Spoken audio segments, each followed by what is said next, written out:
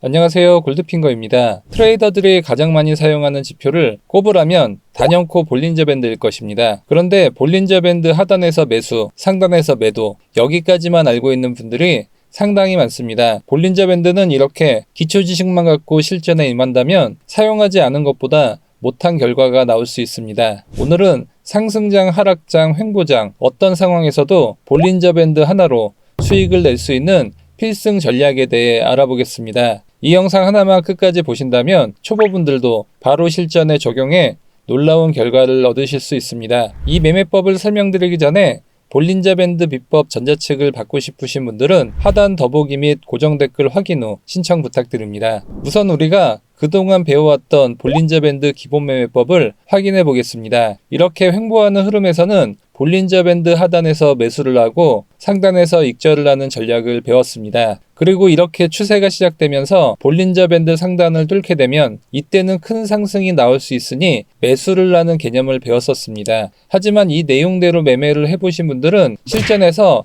전혀 통하지 않는다는 것을 느끼셨을 겁니다. 횡보 추세 볼린저 밴드 하단에서 매수를 했는데 갑자기 밴드가 확장 구간으로 돌입하면서 가격이 크게 떨어지는 경험을 하셨을 겁니다. 그리고 볼린저 밴드 상단을 돌파하는 캔들에서 상승 추세를 예상해 매수에 들어갔는데 갑자기 볼린저 밴드 하단까지 하락하는 어처구니 없는 일이 실전에서는 빈번하게 벌어집니다. 오늘 다룰 내용은 크게 4가지입니다. 첫 번째는 수렴 구간을 확인해 박스권 매매를 하는 방법, 두 번째는 확장 구간을 구별해 추세 매매를 하는 방법, 세 번째는 다른 지표와 함께 사용해 승률을 올리는 방법을 알아보겠습니다. 그리고 네 번째는 언제가 수렴 구간이고 언제가 확장 구간인지를 구별하는 방법을 알아보겠습니다. 볼린저 밴드는 중심선과 일정한 표준 편차로 떨어진 상하단 밴드로 구성이 되어 있습니다. 기본 세팅은 표준 편차 2로 되어 있고 표준 편차를 3으로 변경하면 상단선과 하단선이 더 벌어지고 표준 편차를 1로 바꾸면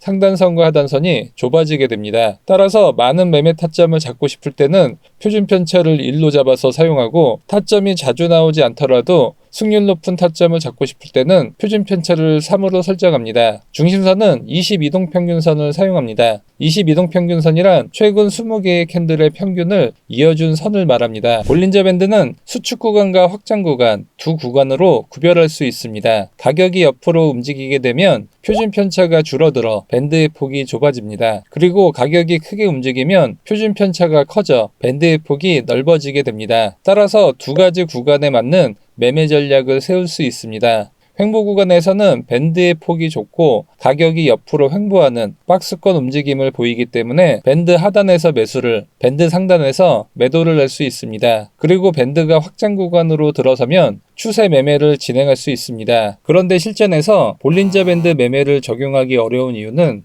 바로 언제가 수렴 구간이고 언제가 확장 구간인지를 알 수가 없다는 겁니다. 두 구간을 구별하기 위해서는 이평선의 이격도와 매물대의 크기를 알아야 합니다. 이평선의 이격도란 단기 이평선인 22평선과 추세 이평선인 62평선의 거리가 얼마나 벌어져 있는지를 말합니다. 이평선 간의 거리가 멀어지면 이격도가 커졌다고 하고 이렇게 이격도가 커졌을 때는 과열을 나타냅니다. 그리고 다시 이평선 간의 거리가 가까워졌을 때는 가격이 옆으로 움직이는 횡보 추세로 볼린저 밴드 수렴 구간이 나올 것을 예상해 볼 수 있습니다. 그리고 가격의 상단에 강한 매물대가 있다면 가격은 바로 상승하지 못하고 상당 기간 횡보를 보일 것을 예상해 볼 수 있습니다. 따라서 이때도 볼린저 밴드의 수축 구간이 지속될 것을 예상해 볼 수 있습니다. 반대로 하락 추세에서 밑에 강한 지지선이 있다면 가격이 이 지지선을 바로 하락 돌파하지 못하고 상당 기간 횡보를 보이기 때문에 이때도 볼린저 밴드 수축 구간이 지속될 것을 예상해 볼 수 있습니다. 그리고 차트 형태로도 볼린저 밴드 수축 구간을 구별할 수 있습니다. 삼각수렴, 박스권, 플래그 패턴 등은 전형적으로 횡보 장세에서 나타나는 차트 패턴이기 때문에 이때도 볼린저 밴드 수축 구간이 지속될 것을 예상해 볼 수 있습니다. 이제 수렴 구간은 알 수 있는데 확장 구간은 어떻게 알 수 있을까요? 그것은 이평선을 보면 힌트를 얻을 수 있습니다. 앞서 수렴 구간에서 22평선과 62평선이 모이는 특징이 있다고 했습니다. 따라서 확산 구간에서는 22평선이 62평선을 상향 돌파하면 볼린저 밴드가 윗방향으로 넓어지며 상승 추세가 시작됩니다. 그리고 22평선이 62평선을 데드크로스 할 때는 볼린저 밴드가 아랫방향으로 넓어지며 하락 추세가 시작됩니다. 볼린저 밴드의 추세를 파악하는 또 다른 방법은 새로운 지표를 추가해 주는 것입니다. 가장 볼린저 밴드와 궁합이 잘 맞는 지표는 RSI입니다. RSI는 추세의 강도를 나타내는 지표입니다. RSI가 70선 위에 있을 때는 과매수라고 하고 30선 아래에 있을 때는 과매도라고 합니다. 이때 RSI와 캔들은 동행하게 움직이는 것을 알 수 있습니다. 그런데 캔들의 저점은 낮아지는데 RSI의 고점이 높아질 때가 있습니다. 이를 상승 다이버전스라고 합니다. 그리고 볼린저 밴드 하단에서 지지를 받고 상승을 하고 있습니다. 이때는 가격이 하락 추세에서 상승 추세로의 전환을 예상해 볼 수 있습니다. 이후 가격이 상승했고 볼린저 밴드가 넓어지고 상단을 뚫어주는 캔들도 등장했습니다. 볼린저 밴드의 상승 구간을 돌파하는 캔들은 바닥에서 어느 정도 상승을 한 다음 신호가 나오는 것을 알 수 있습니다. 하지만 상승 다이버전스를 찾게 되면 상승 추세의 바닥에서 매수 타점을 찾을 수 있다는 장점이 있습니다. 이번에는 가격의 고점이 높아지는데 RSI의 고점이 낮아지는 하락 다이버전스가 발생했습니다. 하락 다이버전스가 발생하면 상승 추세에서 하락 추세로의 전환을 예상해 볼 수 있습니다. 또한 볼린저 밴드 상단에서 하락을 하고 있기 때문에 여기서 숏 포지션에 진입할 수 있습니다. 만일 볼린저 밴드 하단선 돌파 지점을 매도 타점으로 잡았다면 고점에서 상당히 하락한 다음 매도 포지션에 들어갔겠지만 하락 다이버전스를 확인하면 하락 추세의 시작점을 정확히 매도 타점으로 잡을 수 있습니다. 지금부터는 볼린저 밴드의 수축 구간과 확장 구간을 구별하는 방법을 알아보겠습니다. 먼저 수축 구간은 밴드가 평행하고 밴드의 폭이 좁은 것을 알 수 있습니다. 이 수축 구간을 보면 이 세 구간이 모두 수축 구간으로 판단할 수 있지만 사실 폭이 다 다르기 때문에 사람마다 다르게 해석할 수 있습니다. 심지어 두 번째 구간은 오히려 밴드의 폭이 넓어지고 상승하는 상승 확장 구간으로도 판단해 볼 수 있습니다. 따라서 기준이 상당히 주관적이라는 치명적인 단점이 있는 것이죠. 그리고 세 번째 구간도 수렴 구간이 아니라 하락 추세의 연장선으로 볼 수 있습니다. 이렇게 볼린저 밴드는 밴드의 넓이로 판단을 하게 되면 사용자에 따라 전혀 다르게 해석을 할 수 있습니다. 그리고 확장 구간은 이렇게 밴드의 폭이 넓어지고 위나 아랫 방향으로 추세를 잡는 구간인 것을 알 수 있습니다. 확장 구간의 시작을 알 수 있는 방법은 이렇게 밴드의 폭이 갑자기 넓어지면서 상단선을 돌파하는 캔들에서 상승 추세가 시작될 것을 예상해 볼 수 있습니다. 두 번째 확장 구간을 자세히 보겠습니다. 이번에도 밴드의 폭이 넓어지면서 볼린저 밴드 하단선을 하락 돌파한 캔들에서 하락 추세를 예상했지만 다시 방향을 상승으로 돌려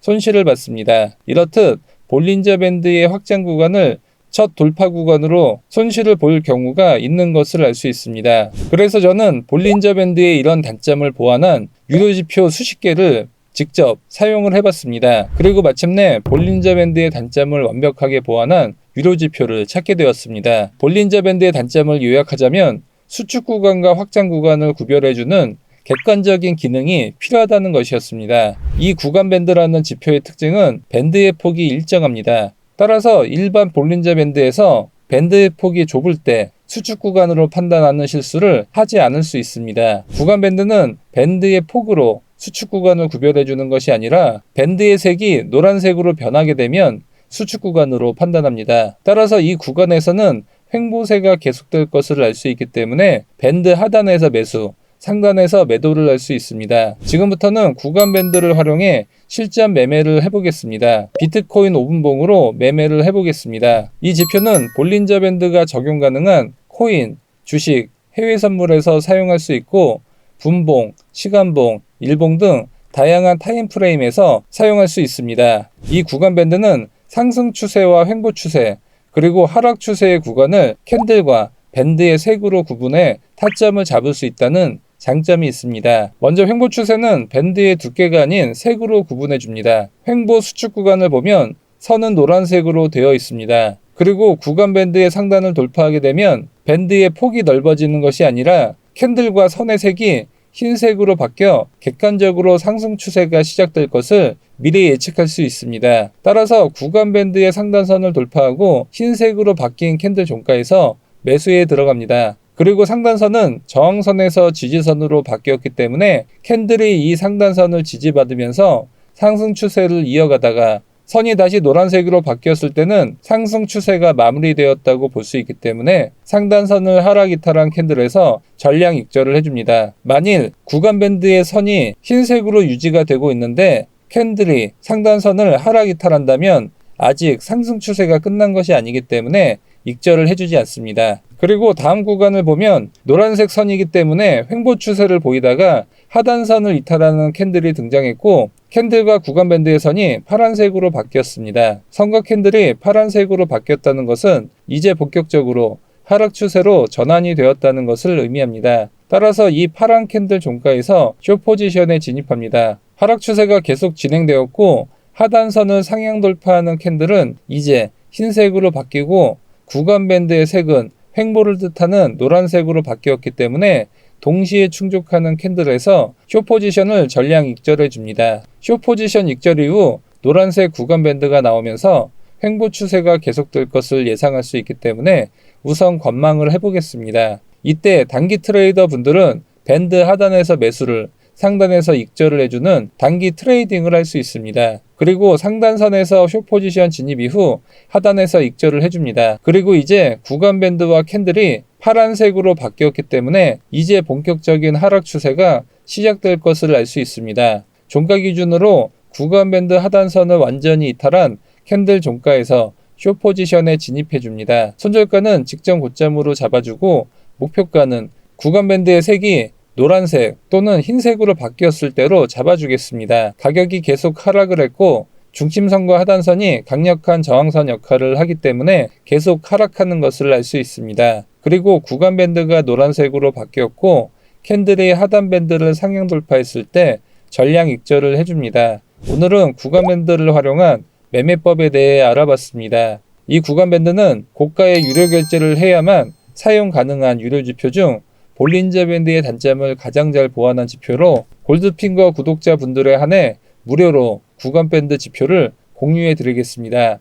신청 방법은 영상 하단 더보기 클릭, 카톡 링크 클릭 후 숫자 3번과 구간 밴드 메시지 남겨주시면 구간 밴드 지표 보내드리겠습니다. 이 지표를 받으신 분들은 트레이딩뷰 차트 하단 파인 에디터를 클릭 후 기존 지표는 모두 지워주시고 받으신 구간 밴드 지표를 복사 붙여넣기 후 차트에 넣기를 눌러주시면 구간 밴드를 무료로 사용하실 수 있습니다. 영상이 도움되셨다면 좋아요와 구독하기 부탁드립니다. 지금까지 골드핑거였습니다. 궁금한 점은 댓글 달아주시면 답변해 드리겠습니다. 영상 시청해 주셔서 감사합니다.